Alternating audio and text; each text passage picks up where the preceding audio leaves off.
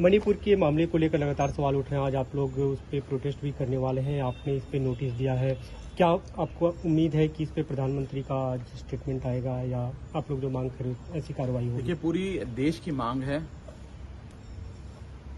कि मणिपुर के विषय पर देश की सरकार और सरकार के सर्वोच्च दफ्तर में बैठे आदरणीय प्रधानमंत्री जी मणिपुर के विषय में अपनी बात रखें और देश को अवगत कराएं कि आखिर मणिपुर क्यों जल रहा है, मणिपुर में हो क्या रहा है।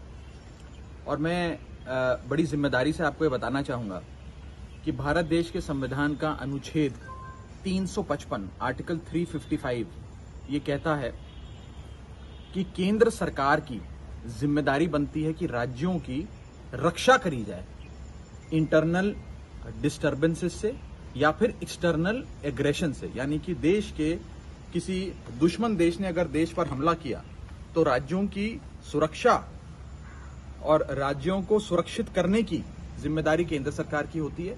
या फिर राज्यों के भीतर अगर कोई अंदरूनी लड़ाई झगड़े को लेकर दो समुदायों के बीच में या दो कम्युनिटीज के बीच में अगर झगड़ा होता है तो भी केंद्र सरकार की जिम्मेदारी बनती है कि आर्टिकल 355 के हिसाब से वो राज्यों में पीस हार्मनी रिस्टोर करे।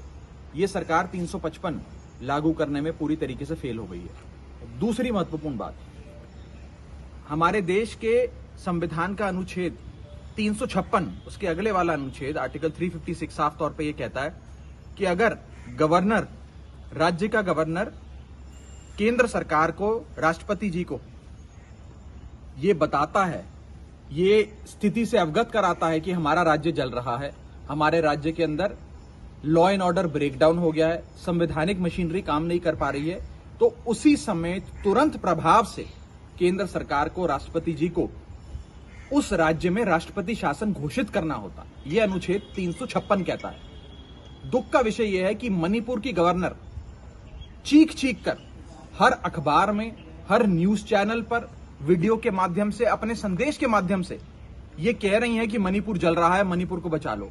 मणिपुर के अंदर हजारों लोग बेघर हो गए, न जाने कितने लोगों की मौत हो गई, मणिपुर को बचा लीजिए। ये बात उन्होंने सार्वजनिक तौर पर कही और यह भी कहा कि मैंने ऊपर बता दिया है, यानी कि केंद्र सरकार और राष्ट्रपति जी को बता दिया है। लेकिन फिर भी अभी तक देश में, देश की सरकार ने मणिपुर में 356 लागू कर वहां राष्ट्रपति शासन घोषित नहीं किया।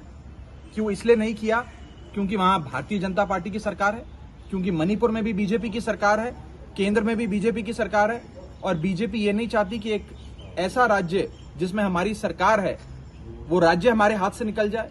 क्या अभी भी सत्ता का खेल चलेगा जब मणिपुर जल रहा है?